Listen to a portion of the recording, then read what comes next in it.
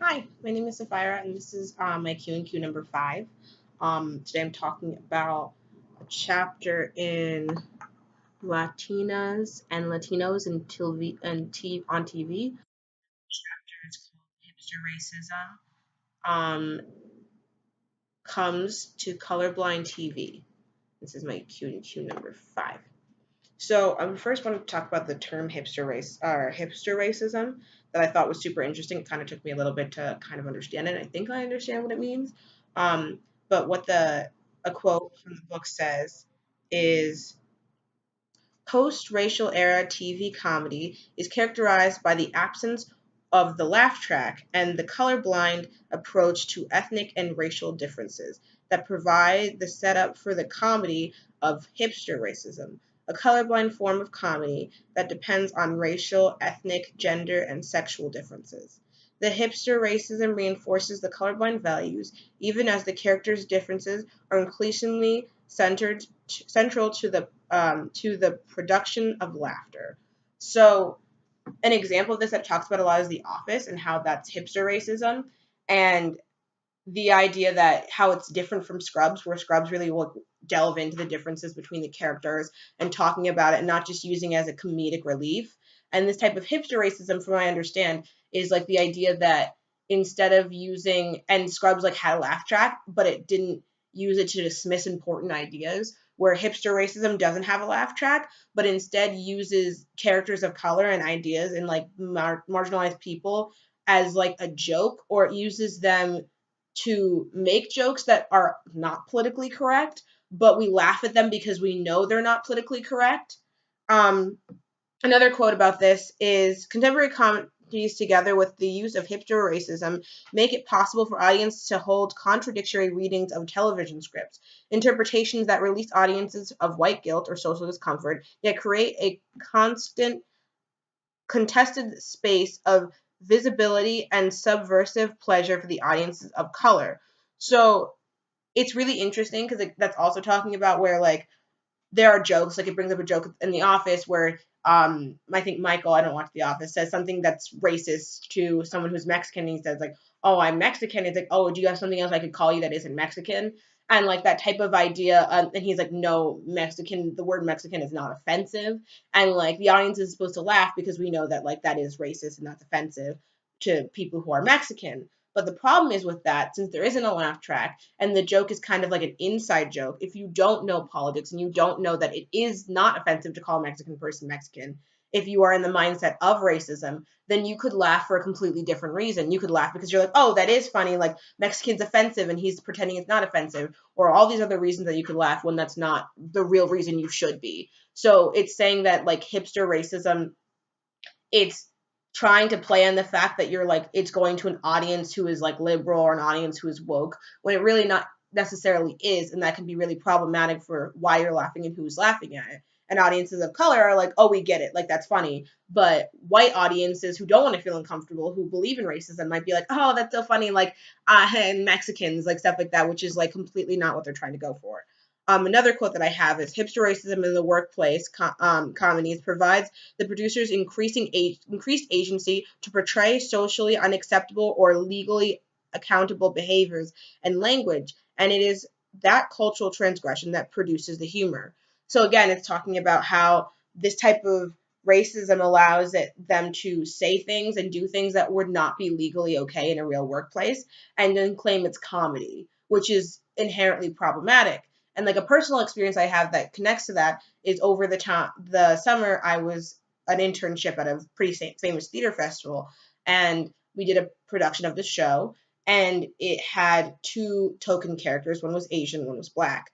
And it was written by a white gay man, and the way that they used language and the way that he had them say things was extremely uncomfortable. They had like the black characters saying, "Oh, like these really racist things," but this is since it was an affluent theater festival. A lot of the people who went there were older white people, and I, as an intern, and all my other interns, when we watched the show, were wildly uncomfortable, and the people who are older and white and more affluent were laughing so hard. So you had the whole back row of young people sitting there, like their heads in their hands, like really uncomfortable. Some people left during intermission because they couldn't stand it. And then you had this whole audience of older white people down below us who had the money, who are paying to be there, who are laughing and thinking it's the funniest thing possible, because this is an example of like hipster racism where like the author, though he was older and white, he didn't understand that he was writing hipster racism. But like we were supposed to laugh at the fact that these people weren't politically correct, that an Asian was saying a stereotypically like nasty thing about other Asian people, so it's okay to laugh. Like that was the type of humor that he was using that was completely inappropriate and very uncomfortable for the audience. So I have a personal connection to like how hipster racism works. It also then moves into the conversation of Modern Family and how that is an example of hipster racism as well.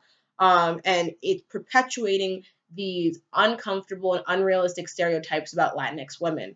I have a quote from Modern Family where it says, a role originally created, the Latina stereotype is a role originally created in the 1940s to make Latinx American foreigners less threatening and more desirable for economic, cultural, and political cross-pollination, continues to inform the representational legacy of post-racial era family sitcoms and Latina representation on U.S. television.